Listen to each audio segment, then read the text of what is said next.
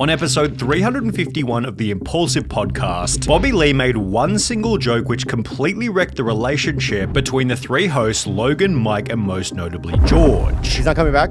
Is he really mad? Is he really mad? Oh, I we know have George. beef with a guy? I don't Yeah, Oh, no. I didn't do anything wrong. For context, Logan and Mike created the podcast back in late 2018, and it's safe to say that these two have always had excellent chemistry. Their personalities work well together, they seem to be pretty good friends, and generally speaking, they exhibit a similar level of status. Keeping a permanent third host, on the other hand, has proven much more difficult. The first 150 episodes featured a third host named Spencer, who eventually left the podcast to move to Hawaii, after which the role went to Logan's childhood friend Mac, who'd then also leave after getting into a fight with Mike over their difference in interests. On episode 219 in September 2020, the next and most recent third host was announced as George Janko, Introducing the third co-host of Impulsive, my best friend, George Janko. who was certainly different to the previous two. George was introduced as a more emotional counterpart to Logan and Mike, as he had a reputation for wearing his heart on his sleeve, while Logan and Mike were almost the exact opposite. In addition to this, George was a devout Christian, with discussion about his own spirituality, adding another layer of contrast to what had previously been a non-religious show.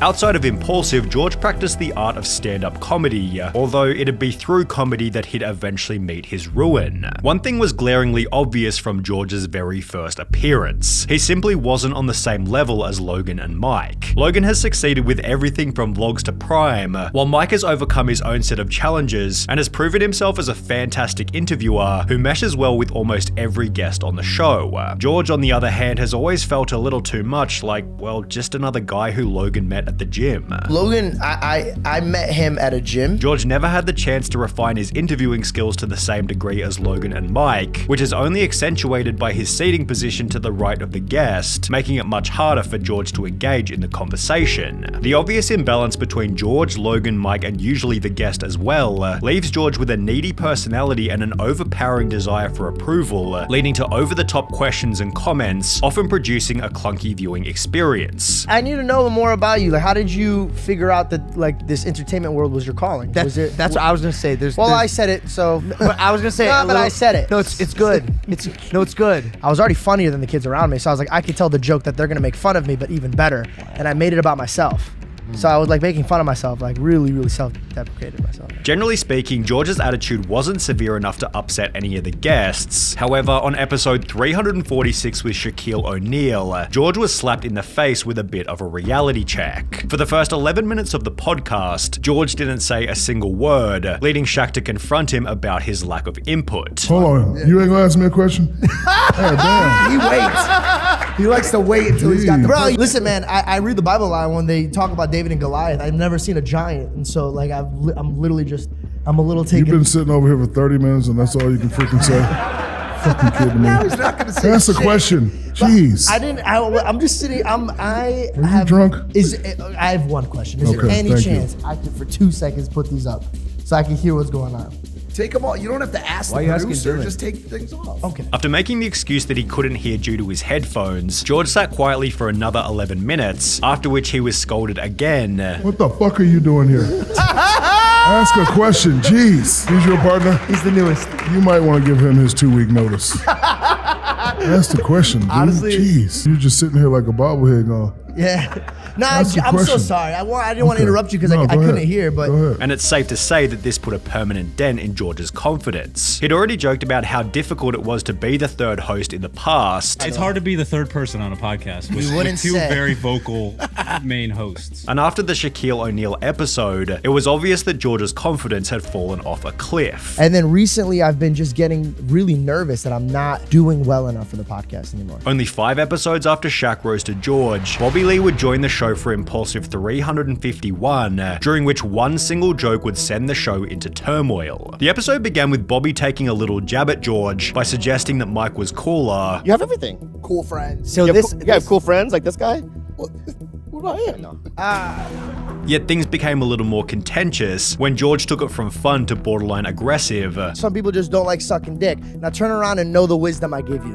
Whoa. before displaying more arrogance just a few minutes later. How about you?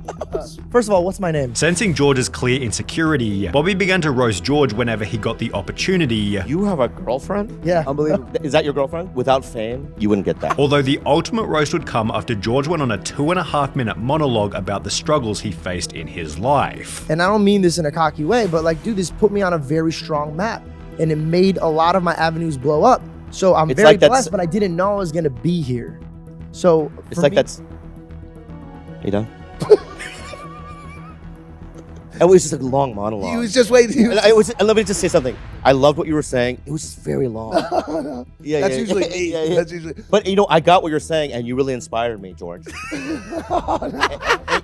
I say something? first of all, don't touch me. Yeah. Do not Okay, touch my me. bad, my bad. Yeah, we just need writers to edit that down. Like if we had a staff of writers, they'd be like, "Yeah, we'll cut that." But I'm sorry. essentially, it was a really good monologue. Usually when I do my comedy, I don't have writers in the room. I actually write my own stuff. Okay, I can tell. I But like maybe you should get a writer. But my point is, For the rest of the podcast, George went into his own little world, except for when Bobby got his attention just so he could roast him again. all right, George. so sad. What I'm saying is that Felt better when when you I were was in the talking, we were here for that 30 minutes.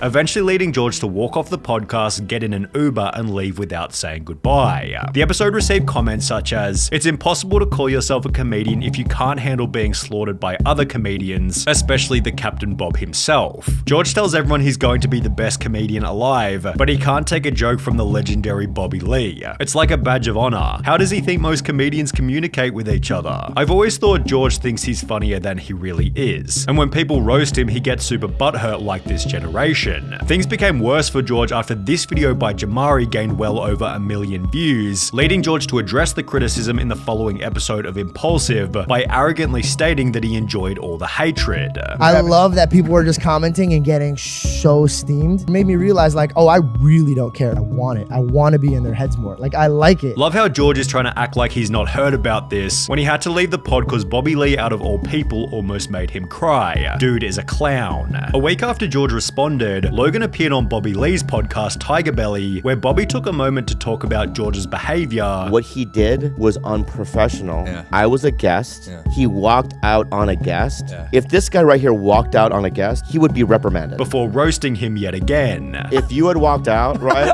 it would have been like, oh, it's over. But him walking out was just kind of like, let's keep going.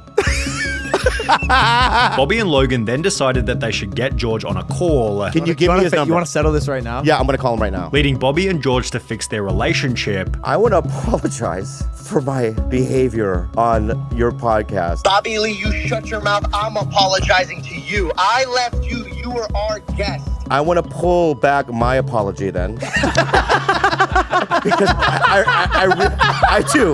Because I literally did not feel sorry. Ow. I pulled out of the apology. I don't feel sorry, but I will accept yours, right? And hopefully, you know, when I come back to your podcast, we can make it right. However, it was obvious that the whole thing had caused a serious fracture between George and Logan, becoming most obvious when they get into an almost hour-long argument, only 5 episodes after the Bobby Lee podcast. I know people that hate me, that treat me better about my faith than you, and you're my best friend. One that really hurt me is you told me I need a therapist because I believe in Jesus. That one hurt me. No, I didn't. I said you need a therapist because Jesus isn't quite doing it for you, No, you which didn't. is true. No, you didn't. And I won't stand down. No, you didn't. What do I need a therapist for then? Jesus isn't doing it for you, and I what do believe I need you're. a therapist for? I don't believe you're as emotionally mature as you could be. I'm not emotionally intelligent. Could you pick a time and frame any day of our life? Here's one. 3 weeks ago, when you were sitting in that chair, you stormed off this exact podcast because you're upset about something a comedian said. Logan did apologize in their very next episode together. My attitude towards you on that episode and my belittlement of your beliefs was not appropriate at all. However, George seemed to realize that his days on Impulsive were numbered, as he'd create his own podcast before clickbaiting the first episode with the title, Why George Janko is Not on Impulsive, implying that he'd left the group. George used the video to explain that this hadn't really happened. Obviously, I'm still on Impulsive, guys. For any of you guys that are like, oh, their beef situation, and now he's starting his own like lane. Even going so far as to say their relationship was as good as ever. Me, Logan, and Mike are in a perfect place. Yet it was obvious that this clickbait video had annoyed Logan. I'm just doing this for a couple weeks so then I could leave and clickbait that why I left Impulsive. That's good. It's a good strategy. That'll crush. It's been done. It's been done many times, and it works. By who? Oh. Well, you can make a real living for yourself, you know? We've seen the model. Resulting in more and more uncomfortable moments on the podcast. You don't give a shit about this show anymore, let's be honest. It's like bands that hate each other that have to get on stage every night and play for the audience. Like, yo, let's do our hit song. We don't like it. We have to sit That's here not and true. pretend That's not any true. I friends. like Mike.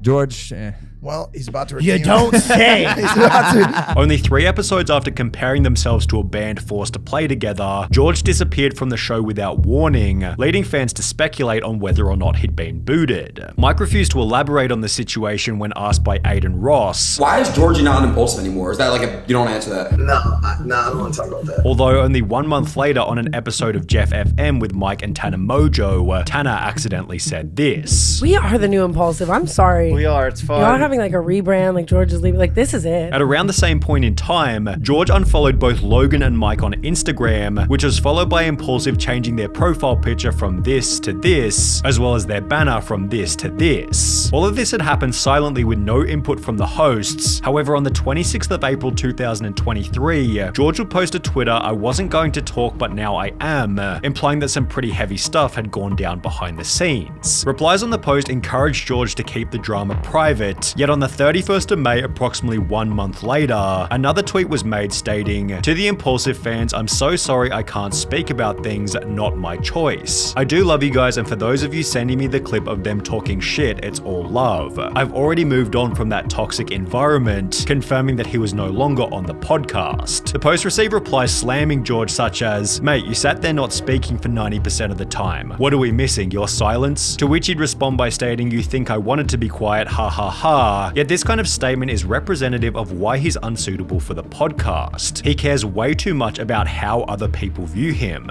If you're the type of person who gets defensive and feels like you always have to be in the right, you're probably better suited to a Facebook comment section and not a career on YouTube. Despite this, George has seen some success with the George Janko show, yet Logan hasn't been able to resist roasting George's low view count. I love this outlet, and it exists because people watch. And without people watching, I just have a show like